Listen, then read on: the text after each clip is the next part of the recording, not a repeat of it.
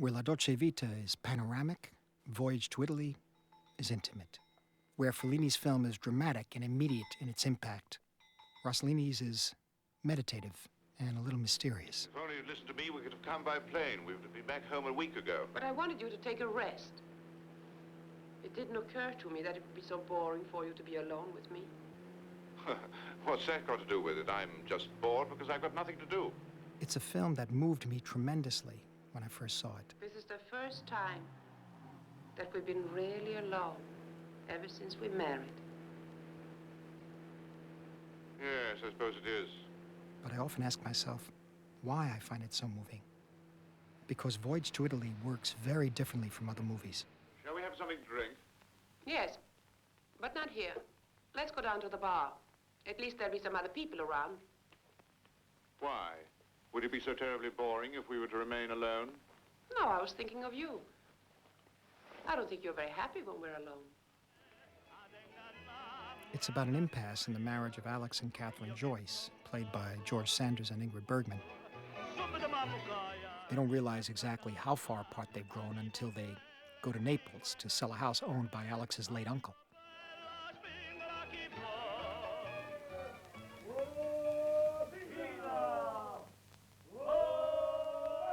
This is no vacation for Catherine and Alex.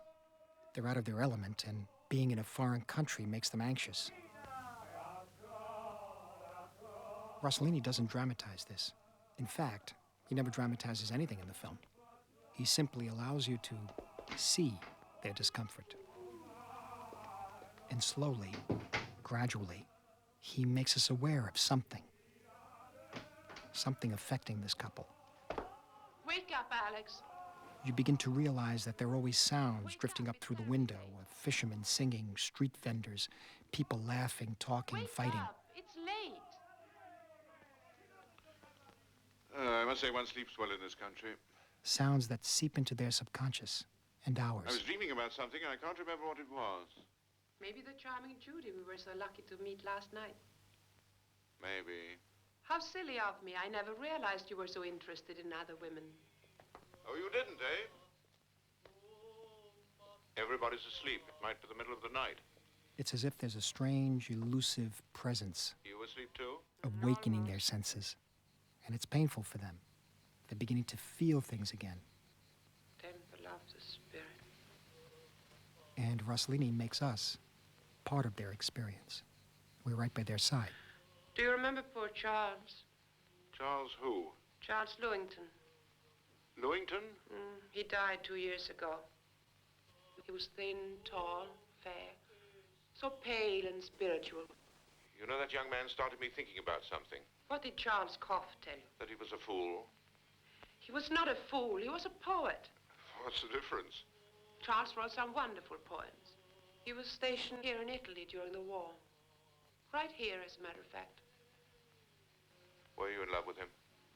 No.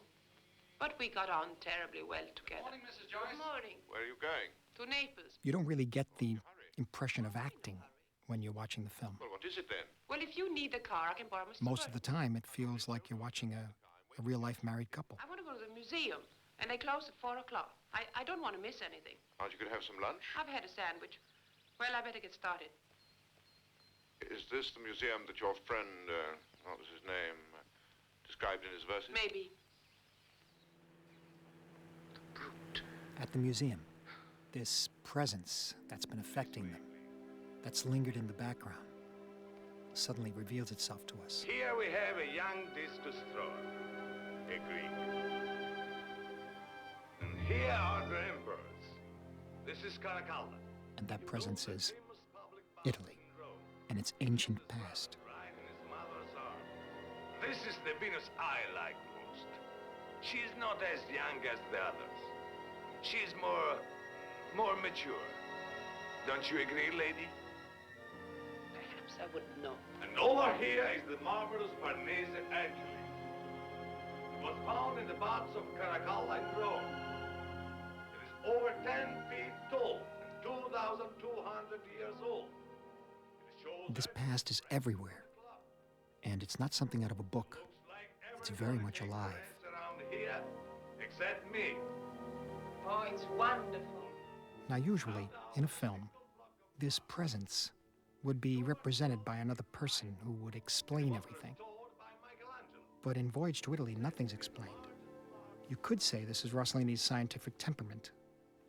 Put two people in a foreign landscape and see how they react, so that the why becomes less important than the how and the when. You know, I'm getting absolutely sick of this crazy country. It poisons you with laziness.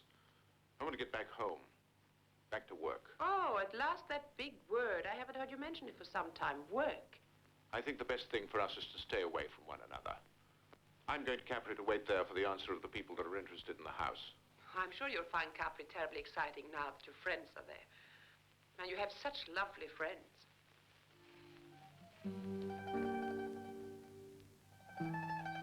Catherine opens her eyes to Italy. Its statues, its ruins, and all the women she sees everywhere in Naples who are either pregnant or with children. And at this point, you realize that Catherine and Alex don't have any children of their own.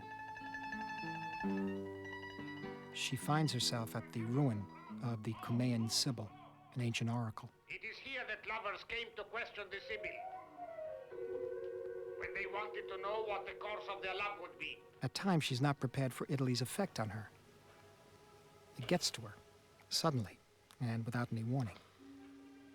Signora, non vuol vedere la stanza della Sibilla? No, thank you. Some other time. Alex keeps resisting. He's trying to avoid his feelings, and he's more defensive than Catherine. And for you? Again, the contrast between the two of them isn't highlighted. It's just something you observe. When I decided to leave my husband, I had no problems. The only important thing was my freedom. You seem to have a lot of problems.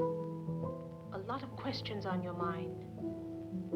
It's because you love her, and you're jealous. Jealous?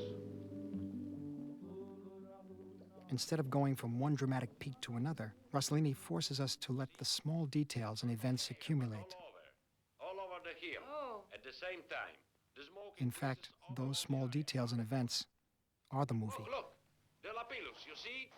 Pompeii, you know, was destroyed by a rain of burning like Lapillus and cinders, exactly.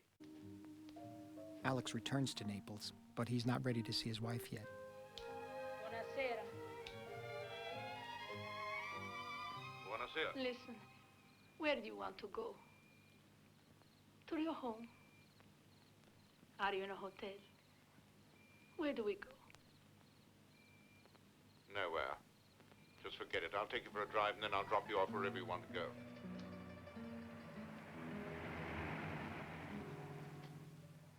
For me, this scene, where the singing permeates the soundtrack and the words spoken by Catherine and Alex are less important than the feelings behind them, is the very essence of Viaggio in Italia.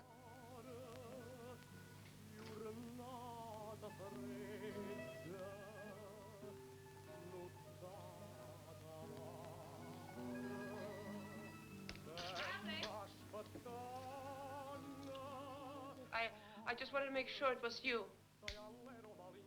Who did you think it was? I was sound asleep. I had so much sun and air today that I was dead tired. I fell asleep almost immediately. Did you have a good time? Not bad. What boat did you come back on? The one that leaves at 5 o'clock. Oh, 5 o'clock. What did you do until now?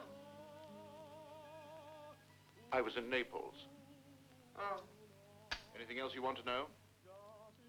of course not. Then I have your permission to go to bed? Of course.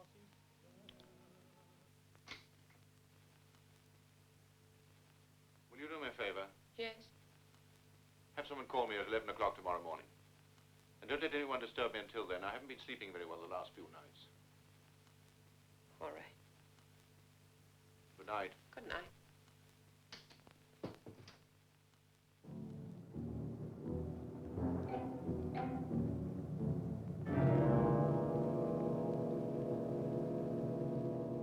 She's moved by all these lives that have come and gone before hers.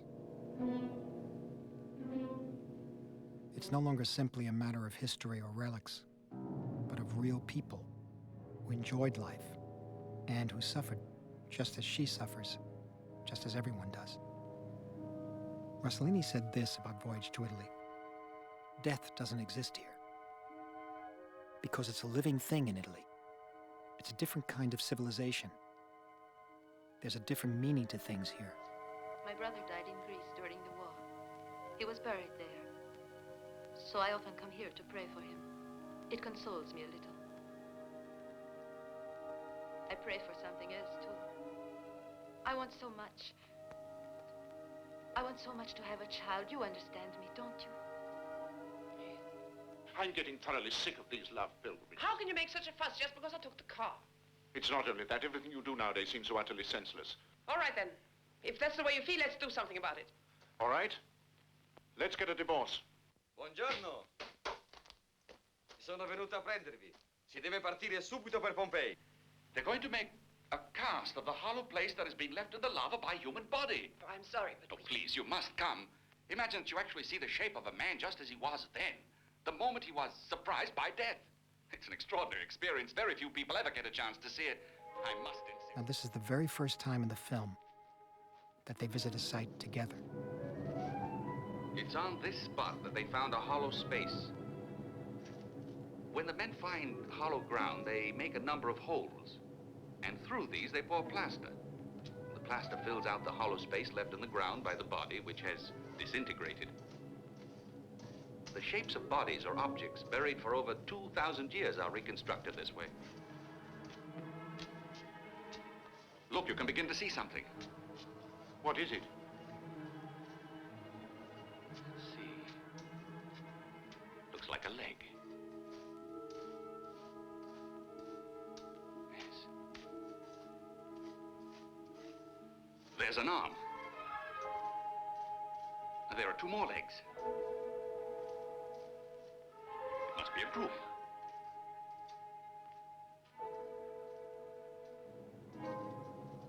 There's the head. You can see the skull with the plaster clinging to it.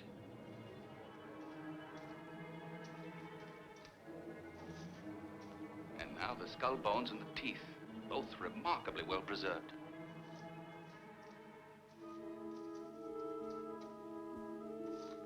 Two people just as they were at the moment they died. Un uomo e una donna.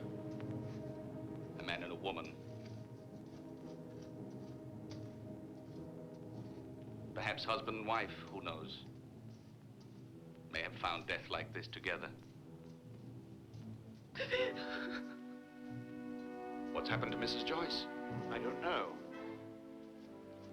Catherine, what's the matter? What's happened to you? Oh, Alex, this is too much. I can't stand it any longer.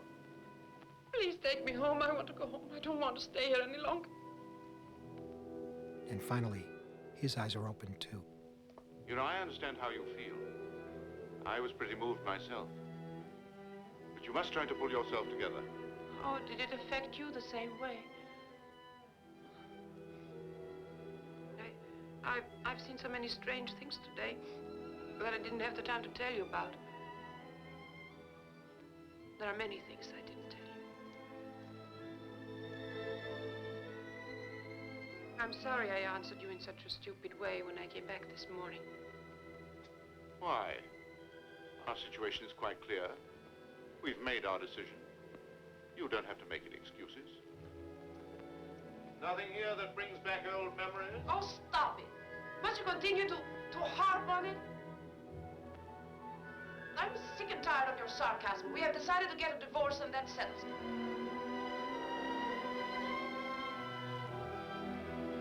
Life is so short. That's why one should make the most of it.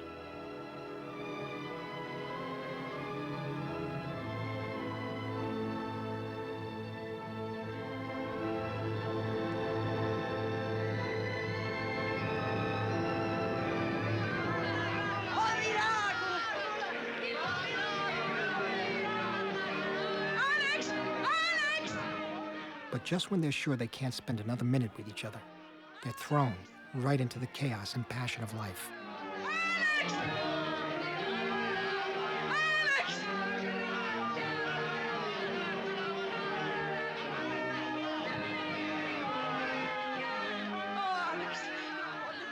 They expect this to be the end of their marriage. But actually, it's just the end of their voyage. And what do they find there? Each other.